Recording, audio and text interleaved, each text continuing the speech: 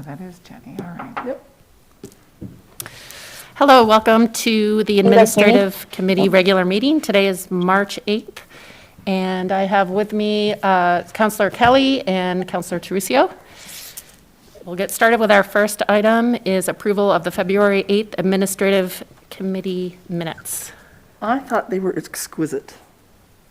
I did as well. All right, we're all on board with those, are approved. Next item on the agenda is the 1912 Center Auditorium and Staircase naming request, and we have Jen Piffner to start us off. Good afternoon, and actually my biggest duty here this afternoon is to introduce Jenny Kostroff from the 1912 Center Heart of the Arts. She can run us through the naming proposal that's come together, and she's zooming in today. So. Hello, can you guys hear me? Yes. Mm-hmm. Okay, so let's start with the Anderson staircase proposal. I hope that's what's on your screen because I can't see a thing. We have received a request from the Mark Ford Anderson family. So his parents and his wife, Nancy Bell, have made a donation to the 1912 Center in the amount of $25,000 to sponsor the stairs on the western staircase in the building in full. We have a stair sponsorship program, $500 a stair, and the east staircase is our community staircase because our community members have all adopted those stairs individually. So this is the total of 50 steps is a contribution of $500 a step for the 50 steps to name that entire staircase the Mark Ford Anderson staircase. Mark Anderson was a very talented potter, Renaissance man who loved everything from stargazing to practical jokes and all kinds of things in between. He painted and also sold pottery at our winter markets with us when I first started running the building. So he's been a member of the community that's been very artistic, and we think it's a great fit for a naming. In addition to the plaque naming the staircase, we also were gifted a piece of Mark's artwork that I hope, Jen, do you have a picture of the artwork that you shared with everybody? Jenny, I don't have a picture. I don't have a presentation. Okay. If there was something. Yeah, it was an attachment when I sent the original proposals to Dwight as a photo, and I think he didn't get it into the packet. But I can email that to all of you as well. The piece of art is titled 93-16, and it's actually, I can hold it up here. Can you guys actually see me? Yeah. I'll hold up the piece. So this is the piece of art. It's very pretty, actually. It fits with the building and our bricks and colorings and things, but it's on a wood board, and it's nice and simple and small, but it would go with the plaque, and that way we've got a piece of his art to go with the name so that people understand his artistic component as well. And the plaque that is going with it will say, okay, we have it on here with the wording. Artist and explorer, he made us laugh, think, and wonder. So we think that's an appropriate thing for our community building. So do you have any questions about this proposal? I do not. I had one thing. I noticed on the letter from his wife, she requested, I'd have to get to it, that it be called the Anderson Stairway, I think. Yeah, that's our shortening. We're going to call it the Anderson Staircase. Okay, I just noticed in our. It said the Mark Ford Anderson Staircase. Yes. So and that's the full name, but we're actually calling it the Anderson Staircase. So. Thank you. So it'll be the community staircase or the Anderson Staircase, east and west. Great. All right. Do you want to move on to the next naming proposal? Jenny, you're frozen for a moment. The other proposal that we have before you today is oh, sorry. You're Oh, good. Jen put it up, is to name okay, so Janet LeCompte was the, I want to say, original donor to the 1912 Center. She was instrumental in helping the community to have the 1912 Center as a community space today. Working with the city, she helped to procure my understanding, of course, is she helped to procure the checking out of the building to see that it was seismically sound, worth saving. And she worked with Linda Paul and the city council at the time to make a contribution that was $1 million with a match of $1 million to do the first $2 million gift to help start the construction for this project. She hired a fundraiser herself, I think. Tom Hudson, I think, was hired underneath Janet and worked with the city to figure out how to move ahead with the construction of the building.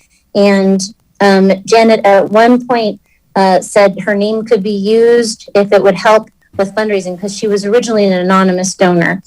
And we've always felt that there should be something named in the facility in her honor because she was a significant reason that this building still exists in town instead of being torn down. So she loved chamber music and she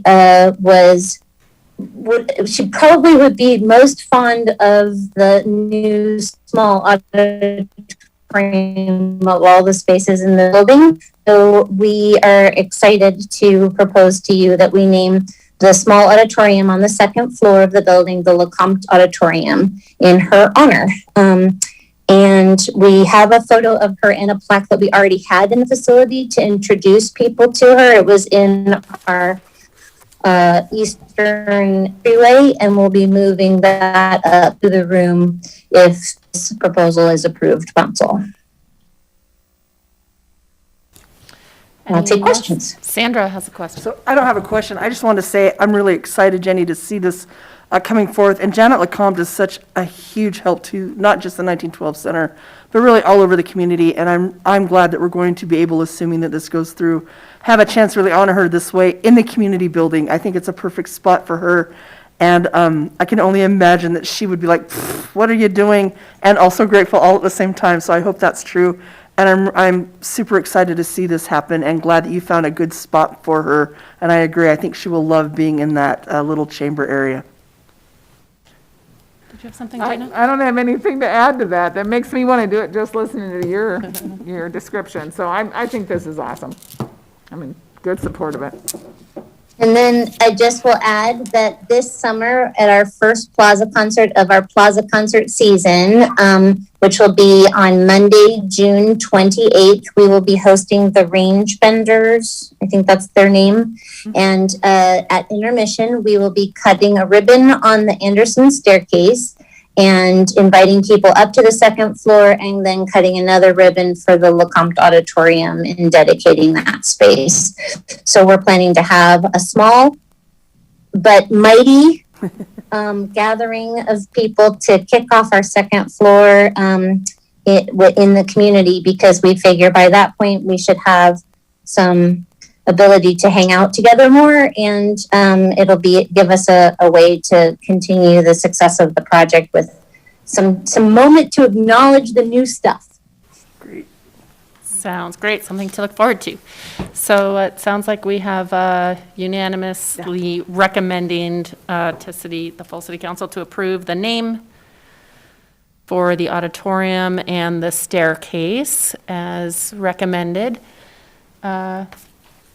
Consent agenda, do we want to have any discussion with the rest of the council? It seems like the only discussion we'd want to have is just to like throw more praise out. So I'm good either way. I think kind consent. of would love it on regular, but if for a time expediency, I think probably For consent?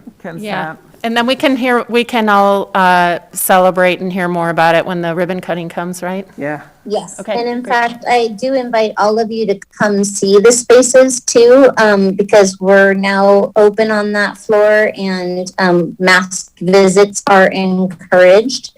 And I'm happy to take you on a tour of the spaces so you can see everything. I feel free in saying that. I think we got it. Because it's really cool. We'll go. Awesome. Thanks, Jenny. We lost your connection a tiny bit at the end, but we got the gist. All right. Okay. Thank you, Jenny. Well, thank you. I'll see you next week. Bye. Okay.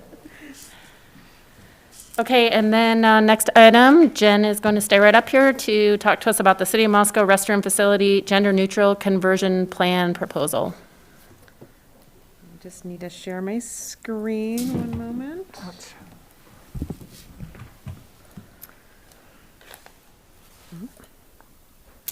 There we go. I'll put that up there. Okay, good afternoon. Thank you so much for having me. The City of Moscow facility gender neutral conversion plan proposal. Dwight Curtis and his crew have been working on this, and I'm happy to pitch in. This was brought to committee back in November and then to council to discuss the idea of adjusting or transitioning our current restroom facilities into more gender neutral restroom facilities. So a little bit of the background that we did on that project, a review of gender neutral restrooms in Idaho as to what other cities and municipalities are doing. We also conducted an inventory of the existing City of Moscow restroom facilities. That led up to the presentation in November to City Council where more direction was given to develop a plan. And I included our City of Moscow Title 10, Chapter 19. This is our gender identity and anti-discrimination clause that we use for fair and affordable housing. It applies in employment type issues, all those types of things. So the kind of whole package as to why we're moving forward with developing a plan to make this transition. The facility inventories just show kind of an overview of all of the places that we considered in looking at where we could transition these facilities. Parks and parks portables, really, these are all of the restroom facilities in any city-owned parks. We also include Virgil Phillips in that as well. So we've got a lot of our park facilities that have portables as well, which work well because they're multi-use. Also ADA compliant. And then we have the other two categories that we looked at were city occupied facilities such as City Hall, the Mann Building, the Recreation Center, those types of things. And then we've got city owned facilities. So we just heard from Jenny Kostroff from the 1912 Center, for instance. We've got the library, Virgil Phillips Farm, and then the animal shelter and the Intermodal Transit Center, which is dropped off the screen maybe up here. So those are the categories we looked at so we could determine what types of transitions and changes we could make in what areas and how to do that best. This is just an overview of the facilities as they are now to get an idea of what or how easy we think that implementation plan could be. So you have a locks and signs category. That's where we have facilities that have the equipment or the setup to do just one person in that particular restroom. And so that's make sure that it locks properly, put the right signage on it. Blended options, City Hall is an excellent example of a blended option where you have multiple facilities within a building. Some can be gender neutral, some could be non-specific. We could go those routes. Portables, again, that's kind of an easy one, especially as we look at those areas will be areas where we perhaps install new restrooms down the road, so we have the opportunity to take care of that when we build those.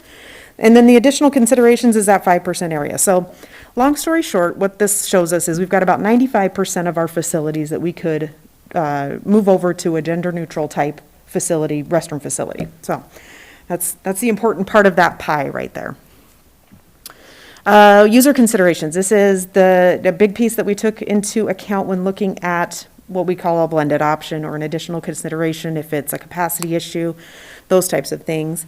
The biggest top two that are listed here are public access and employee access. And then that accessibility. Safety was also a concern that was brought up early on in the process. And so we've talked with Chief Fry and haven't had any negative issues that he's heard of when he touched base with the Idaho Chiefs of Police Association. And then also, I think he had reached out with the FBI back in November through his contacts through previous education and professional training that he's done. No significant negative issues in those types of areas. User groups, these are primarily those groups where they are occupying a city-owned facility, so we want to keep those folks in mind. And then the original proposal came from the Human Rights Commission to say, hey, city, could we take a look at this to see if these facility adjustments are something we could take on? So I'll just go through those different facilities that we mentioned in that pie chart. So we've got parks facilities. On the left here, you'll see there's no change. These are facilities that either have a family restroom already, or a single user, family restroom type situation. Some of these, like East City Park, has multiple, Moscow School District playfields as well. There's male, there's female, and there's family, so we've kind of got all the bases covered in some of those areas. Areas that we would need signage only, where the facilities are already set up with the appropriate locks, they're single user, those types of things would be Gormley, Kiwanis Rotary, and Lena Whitmore Parks. And then we have an FY22 proposed project. This is a big one. This is the Indian Hills Park. We just completed that playground in the last year or so. We do have in the capital improvement plan $120,200 for a restroom facility at that park, and that would be one that we would look at saying, okay, no longer doing just the male and female, but doing either the more family or the gender neutral type facilities. And in the parks category, we have our two biggest hurdles, and these are use capacity issues. This is our downtown restroom facility and then Mountain View Park. These are areas where we have currently male and female restrooms, and they have a lot of capacity. There's 3 to 4 different units in there that if we put a lock on it, it reduces that capacity significantly, and these are in big, high-traffic areas. So these are areas where we're saying we need to look at what we would do down the road. If it's an additional family use or general neutral facility that's built into or onto one of those facilities, bunch of different things we could look at, but definitely more significant investments that we haven't currently budgeted for. This would be something we'd propose through the capital improvement process as projects we could take on down the road, but definitely need some significant resources to get there. Just a quick note, we do have an ADA update scheduled for this summer in the current budget as approved for the Mountain View Park facility, and so that change will be happening. Doesn't quite get us to where we need to be for the use capacity issue that we see for the gender neutral conversion though. So just a couple of notes there. But parks, all told, parks are a pretty easy transition except for those two larger areas. And so we'll be able to move forward with those without much issue. So these are city occupied facilities where we don't have any change required. And this is, again, they already have the appropriate locking system. They probably, some may need some signage updates. For the most part, they're already signed as either a family or a multi-user restroom. We also include the police department. When we say police department, we mean the current facility. And so, of course, as we transition over the next year into the new facility, we do have the Haddock building included in this. And so we're considering those as well. But some of these things, police department, West Restroom, we probably won't need to consider down the road. So these are all, like I said, single-use facilities, appropriate lock, appropriate signage, and so no change needed to any of these things. City-occupied facilities that do require some sort of update or change, and you'll see on the left we've got lock and signage change, so they're either don't have an interior lock, and the signage obviously is either male or female. These are the areas where we could look at adjusting those, and it shouldn't be much of an issue. And then signage only on the right. Again, you see police department there. Water operations is a yes, we certainly will be keeping that building so we can make that change. As I go through this, I've got a timeline at the end on how we could phase in some of these types of things. One thing I want to note is, like, when we talk about the intermodal transit center or even some of the city occupied facilities, we want to work with those user groups that as we implement, they know what's coming, it makes sense to them, it works for them. It's just going back to that user group, that public access, employee access. So I do note that at the end, but I wanted to let you know as that we work through that too. For the city-owned facilities, so no change for library and Virgil Phillips Farm. They're doing okay. We did have the library reach out to us, and I owe them an email back. They're doing a bit of updating for signage and things like that and want to make sure they're tracking along the same plans that we have for this here. So we'll reach out to them and continue to work with them on that. And then for its animal shelter, they're all good. Lock and signage, that's the one library lobby area that they've reached out to say, hey, how are you guys doing this? Let's make sure we're on the same page, which is great. 1912 Center, that's another one of those. We want to work with the user groups and the public and Jenny to make sure that we're implementing that in a way that makes sense. And then we've got the Huggins House. That's a property that we own over by the rec center that's not applicable to private residence. So proposed timeline. Complete lock and signage updates, we're looking at about $3,000. And that's in bold there. Work with those user groups for that implementation. Some areas are going to be very simple. They won't even notice that a sign has changed. Locks won't, nothing will change in most areas. When it comes to Mountain View Park, we do have that ADA project coming up this year. So we're factoring that in, not necessarily as a gender neutral conversion, but as a project that's going on. A key piece that we want to look at going forward is to develop a resolution for council's consideration to say that when we construct new facilities, we will keep in mind that they be gender neutral, family friendly, whatever that concept that we want to put out there is, that we'll stick to that as we address future facilities. And then we do again have an FY22, that Indian Hills installation, which would be one of those projects that would speak directly to that proposed resolution. And then future planning, addition or renovation to the downtown facility and Mountain View Park facility. They're going to take a little bit more. So we've got those as down the road type projects, but would have all the information and whatnot to pull that together in the coming year. So, the example of the signage here is, I think, the one we landed on after talking through in November, just restroom that is a multi-user, available to multi-users. So I included that as well. Any questions? Anything else I can answer or information I can provide? Sandra? Yeah. And answer of I don't know is almost expected on this, okay? Do you have a ballpark at all on how much it would cost to add on a new section for like a one room in either the downtown or Mountain View? I think the downtown consideration one is of space, and knowing the price of that original facility, it would be, I would think, significant, and beyond that, I would say I don't know. Sure. Mountain View, we have more space to work with, so I think that's less of an issue. That facility is also quite a bit older. So I don't know, but that's what we would absolutely look into to see what that scope, size, cost, all of that would look like. Okay, thanks. Is there a possibility in those, say the larger one, especially Mountain View, of just putting a new wall in and a new door and splitting that existing into two separate things? I know you'd have to put in another sink too. Is that even? Perhaps. Okay. It's a solid perhaps. No, those are other things we would look into, is how Yeah, can we, okay. do we either remodel the interior, or do we add on completely? What would those types of things look like? And so timeline, I mean, I know that you're going to tackle all, that, which makes sense, all these things that we can tackle for low cost and more easily. What timeline are you thinking about when you reach those more complex? We'd want to reach out to Bill and work with the capital improvement plan on working with Dwight and the Parks crew to say, scope out the project, see what the cost would be, then tap into Bill's work on the capital improvement plan to see how we could accumulate funds for that, and go from there. Do you think it might be in the budget, this budget request for the next? We haven't, I have not received it's not in the capital improvement budget. I don't believe Bill would. It is not yet. Okay. Go ahead, Bill. So two things I wanted to clarify. The Indian Hills restroom is scheduled for construction this year. That was a 2022 project, but with the Department of Commerce grant receipt, we were able to escalate the construction of that installation. So that'll happen this year. And that's a single unisex restroom precast structure that'll be going to Indian Hills. Mountain View Park was also included in that. So we applied for a grant of a scope of about $55,000 just to do the interior ADA remodel, and that's what was awarded by the state. Looking at something more extensive, we're actually just getting ready to kick off design on that project so we can get that constructed this summer as well. So if there's any modifications we need to make to that project, we'll need to know that fairly soon. So then,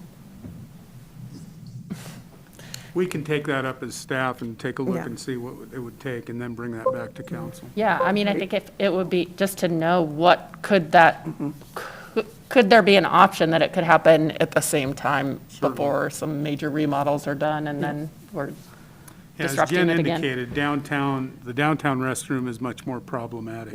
So that'll take a little time, but yeah, we can take a look at that and bring a report back. Yeah, That'd be wonderful.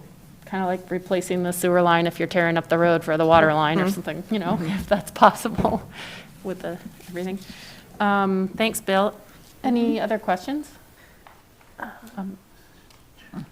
I did have another, I saw that the recommendation was made to change the second floor of City Hall. Yeah, and I think that's one of the items that we could look at. That would get us, it may not be the best way to go with the second floor, but to change first and third floor and leave the second floor as separate because of that capacity issue again. So that would be one of the things that we look at. Let's get a really good idea of traffic, where public's coming in for meetings, where staff is able to access facilities, and work with those user groups to tweak those along the way to make sure that that makes the most sense. That sounds great. I just Yeah. think of, I don't know how many Exactly. people come in for, like billing that might have kids, where maybe a family unit would make sense on the first floor. So I'm glad that you'll be looking into that more. And then I had one other question. When you talked about the safety and Chief Fry contact with the state and the FBI, but how about any problems with the existing gender-neutral or family bathrooms? We know we have several throughout the city. Have there been any? Okay. Chief Fry is shaking his head in the back here in the Yeah, chamber. we've Thank talked you. about that a bit. Okay. All right, You then, covered my other one. Thanks, Brandy. yep. Okay, That's a good report. yeah, thanks, Jen. So that will move on to, I'm thinking maybe regular, since this Yeah. has Yeah. been something That's what I had a thought. lot of discussion, and maybe the others would like to have the opportunity to ask questions as well. We'll take a look at it as well, and if it may involve delaying it by 2 weeks, if we're going to take a look at Mountain View as well, so we can bring a package to the council. All right. Thank you. Thanks, Jen. And then next up, we just have our reports, beginning with the Public Art Maintenance Plan. We have Megan Cherry here to give us that report, or there on Zoom. Yes, I'm here on Zoom. Yeah, thank you. Just let me take a minute to share my screen here.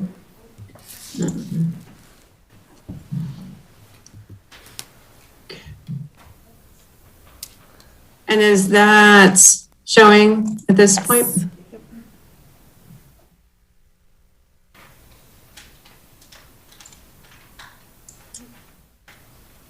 Is that PowerPoint showing at this? Yes, it is, Megan. Okay, great, thank you. So today, I'm really excited to share our public art master plan with council. This is a new operational feature that we were able to really spend a lot of time developing in the last probably 6 months. And so you've got the full text and all of the attachments in your packet. So it ends up being sort of a long read, but we felt like it was really important to be comprehensive about creating this plan. So just to start off, the Moscow Public Art Collection is at this point 136 pieces, which is pretty incredible. And so I wanted to take a minute to look at those numbers and talk through a couple features of those collections. So the portable collection is 88 artworks at this point, and that's really the beginning of Moscow's public art collection. And we started building that in the 80s and continue to build that collection every year. And this is something that's publicly viewable in city offices. We have a couple of pieces out on loan to UVI right now. And this is a feature that's a favorite for city staff, people who visit the public buildings. And it's also a really great opportunity for artists. Then, of course, we've got our permanent collection. That 15 artworks, that number includes several multi-work series. For example, David Goppadair's pieces at the Herc and in the roundabout at the Herc, those are counted as a single artwork because they're a series. So those are the two components of the permanent collection. And then we've also got our temporary collections, which include the vinyl wraps and the Intermodal Transit Center Sculpture Garden. these are familiar features of each springtime where we open up an RFP for artists to submit their proposals for these locations. I think these collections are, they contribute a lot of variety. They also help to promote outreach to the community because they're opportunities that show up every year, and they really become fast favorites. So this plan actually focuses primarily on those permanent features. That is not to say that we don't prioritize or don't care about the temporary collections. It's just that we, for example, with the vinyl wraps, the materials are pretty sturdy. And other than removing the occasional graffiti or poster, we don't have a lot of maintenance concerns there. So the maintenance plan that you have in your packet focuses primarily on artworks in the permanent collection. And so I thought I would just run through the maintenance plan objectives and talk through a couple of additional components as they go along. The major component of this is that we want to integrate longevity and maintenance considerations into the artist's planning and the city's selection processes. So that means that we want that to be in on the front end of a public art project.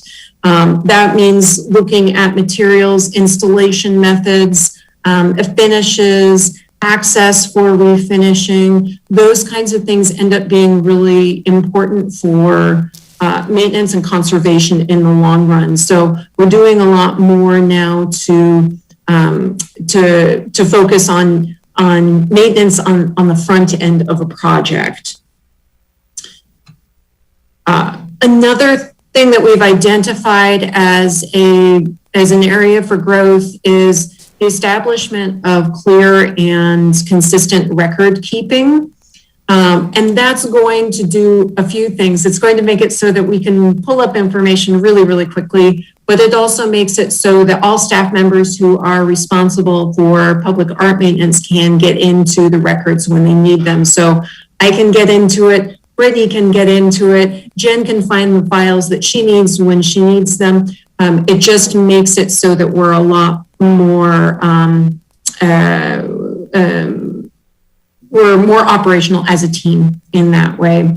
In this last year, we've had the opportunity to build out inventories for all of our collections, and so that's been a really huge benefit to our operations. So we're looking forward to keeping those going as we move forward.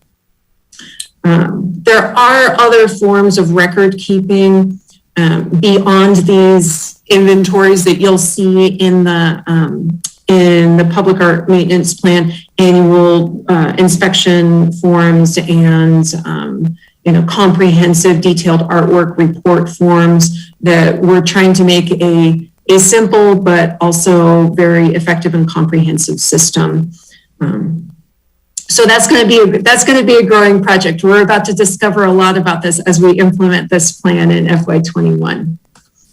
A big piece of this is going out and seeing the collection every year. So we are, like I said, launching this into FY21, not knowing how this is going to work for us, but we're feeling pretty confident that this is possible and important. So we need to go out and inspect the condition of all of our public artworks annually. This is something that's new in our operation, so we're excited but also unsure about how it's going to work.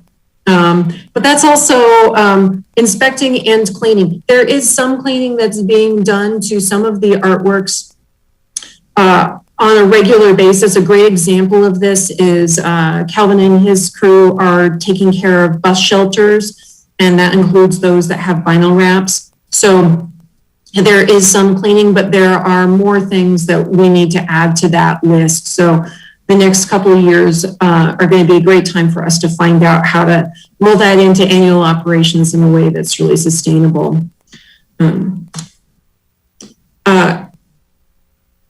This is a huge component of what we're thinking about with this maintenance plan. We want to perform timely conservation of public artwork, and this allows us to avoid higher costs later on down the road. And really, avoiding those costs starts with maintenance. So when we go out and clean, and just even a simple wash and wax of a painted surface can extend the life of that finish in a way that buys us time before it's time to replace that finish. So whether it's maintenance or conservation, we want to do that in a timely manner. Again, this is a collection that is, thankfully, Moscow's been ambitious about collecting for the last 2 decades, and but that means that we've got a big collection that some pieces have some needs. So we're hoping to avoid some of those conservation costs in the future by really maintaining things from the beginning, from the moment of investment. And then finally, I think there's a value in increasing public outreach about these maintenance efforts. I'm smiling because I have thought that it would be sort of sweet to do a video when we go out to wash and wax these little birds this year, that we should take the moment to help the public connect with the idea that we not only make public art investments, but that we take care of those public art investments. So that's definitely something that we're looking at as we're implementing this maintenance plan. And then the very last piece of this is we're hoping to update this maintenance plan annually, and that's not to create more busy work, but it's to make sure that we're setting ourselves an appropriate goal and that we're accomplishing those goals. And if not, we need to make adjustments to make sure that the care of the collection is prioritized. So anticipated results, we're hoping to mitigate the financial cost of conservation, which will increase program sustainability. So the less time we spend, the more time we spend maintaining, the less time we spend in conservation projects. And that means that we can be more motivated in the accession process. That's the part that's really exciting for a lot of people, is to collect more pieces. And so if we take care of the ones that we have, we'll be able to support that increased accession. There is a potential for increased investment of staff resources. There's no two ways about that. This is a new area of our operations, and we don't know what that's going to look like yet. Staff resources come in a lot of ways. It's not just about hours. Sometimes it's about subject matter expertise. So we're looking to build that subject matter expertise where we need it. This maintenance plan in time is also going to give us the ability to make more targeted budget requests for maintenance needs, as opposed to a request based upon a contingency.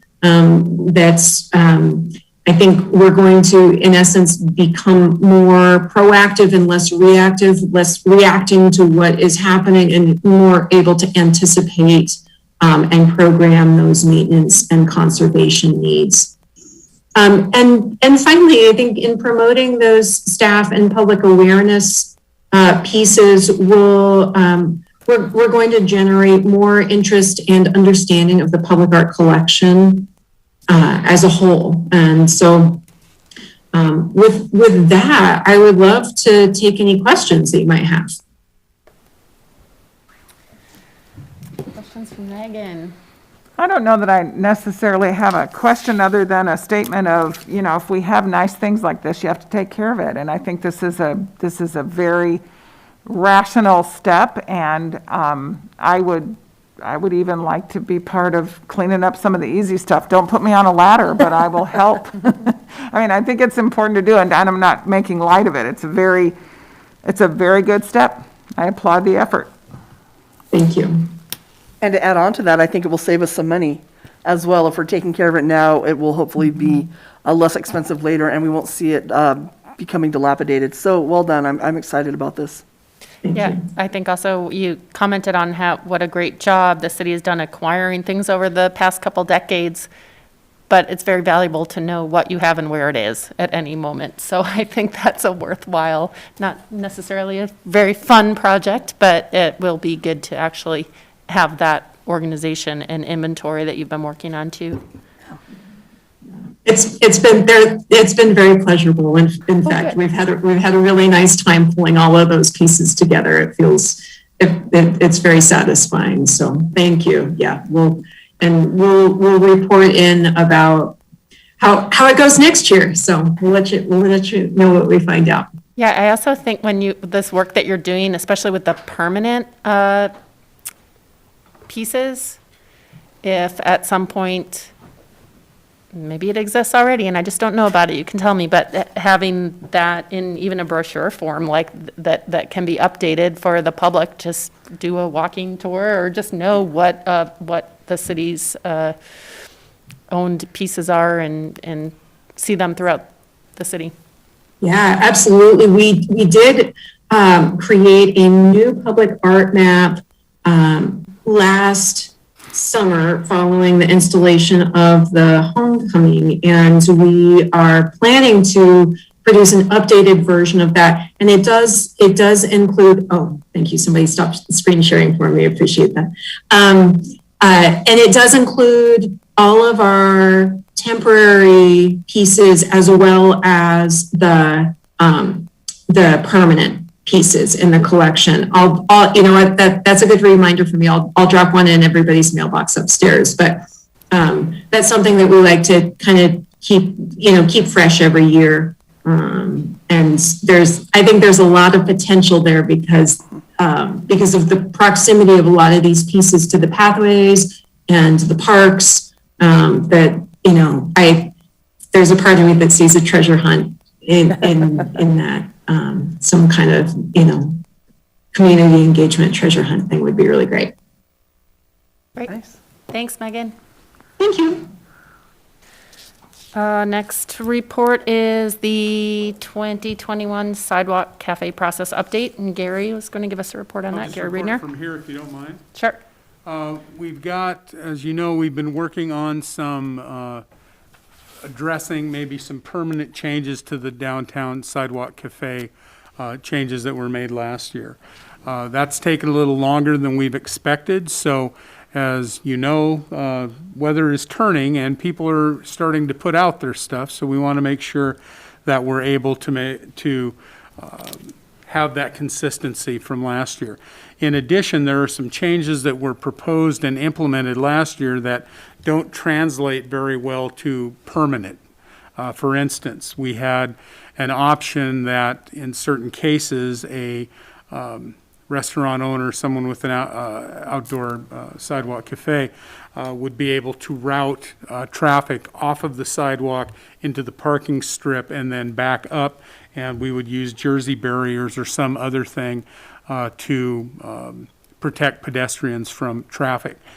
That is fine for a situation that is temporary, as the COVID situation, where you're trying to get some distance and social distancing. Doesn't translate very well to a permanent solution. So there are some folks already working on implementing sidewalk cafes this year.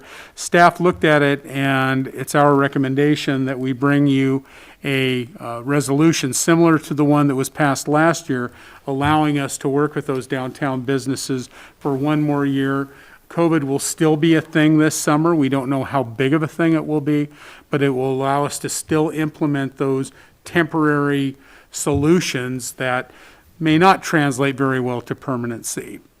So what we'd like to do, we've already started on a draft of that resolution to bring that back to you at the next council meeting. And we will then address sidewalk cafes very similar than we did last year. We did learn some valuable lessons regarding making sure that all store owners or storefront owners have protections so that they feel like their ability to regulate a little bit of what's in their frontage is allowed as well. So we believe we've got a handle on that now, and we will bring that to you at the next council meeting. Gary, do you think at that time, might you have some aspects of it that you would already anticipate knowing will be permanent, so that when people are planning for this summer, they may? Yeah, I think there will be. I'm not sure we'll be ready by next Monday to say that. Some of the things that we've considered as staff, for instance, you know that we will be working to do a downtown revitalization here within the next 3 to 4 years. In that situation, you want to make sure that your ADA access is taken care of, that you don't do anything that is going to impact that. So we're kind of considering that as well. It may very well be that the sidewalk is extended. I can't say, I'm not the one designing it, and we still have to get the public input process to find out what people want to do down there. But we want to make sure that what we do still protects the pedestrian and the public's right for unfettered access up and down the right-of-way. So I don't know, Brandy, if we'll be able to say, this is something we think will be permanent. We can certainly have an opinion about that, but the resolution allows us the flexibility to spend a little more time, and perhaps as we're looking for a permanent solution, seeing how it works this year, and then giving us a little more experience as we're developing those regulations. Sounds good. Thank you. Okay, any other staff report? Staff has nothing further. Great. I think we should adjourn. All right, Me too. we're adjourned. Well done.